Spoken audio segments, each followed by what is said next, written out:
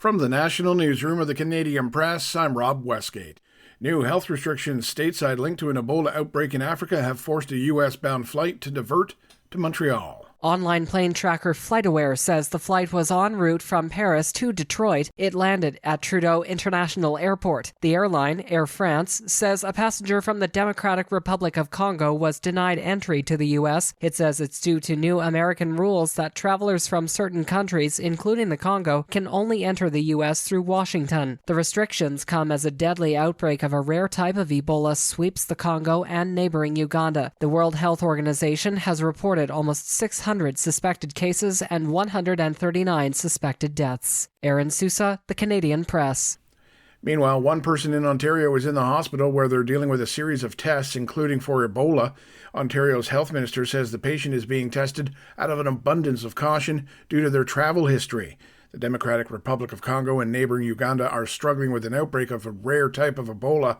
The news comes as Canadian aid workers make their way to Congo to lend a hand. Prime Minister Mark Carney says a new pipeline carrying oil from Alberta through BC will only happen under certain conditions. The first is the building of Pathways, renamed the Oil Sands Alliance. This is the world's largest carbon capture, utilization, and storage project.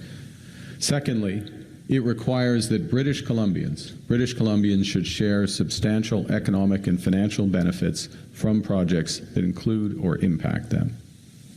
And thirdly, requires fully respecting Canada's duty to consult under Section 35 of the Constitution. Non-negotiable. Carney made the comments at a meeting with BC Premier David Eby and local business leaders. He says while Ottawa will adjust to what people want, it is essential that a resolution is found on topics like the pipeline in a timely manner. Researchers on the West Coast say BC's Chinook salmon population is facing a grave threat from what is being described as a cocktail of contaminants, including cocaine and caffeine.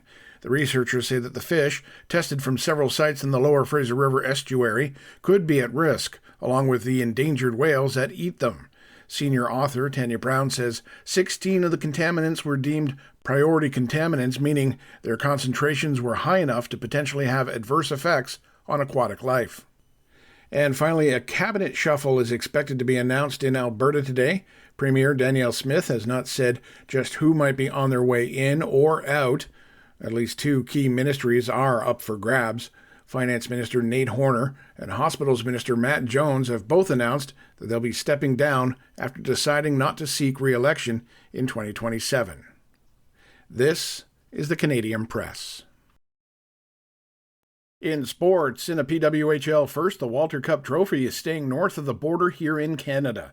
Abby Rock scored twice to lead the Montreal Victoire to a league championship with a 4-0 victory over the Ottawa Charge in Game 4. Previously, the Minnesota Frost had won the first two championships in 2024 and 2025.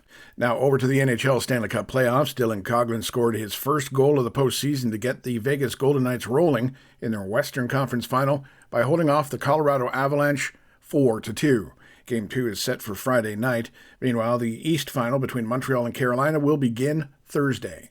Over to the MLB now, where the Toronto Blue Jays contest against the New York Yankees was delayed due to rainy weather. When play resumed, the Jays managed to squeak out a 2-1 victory.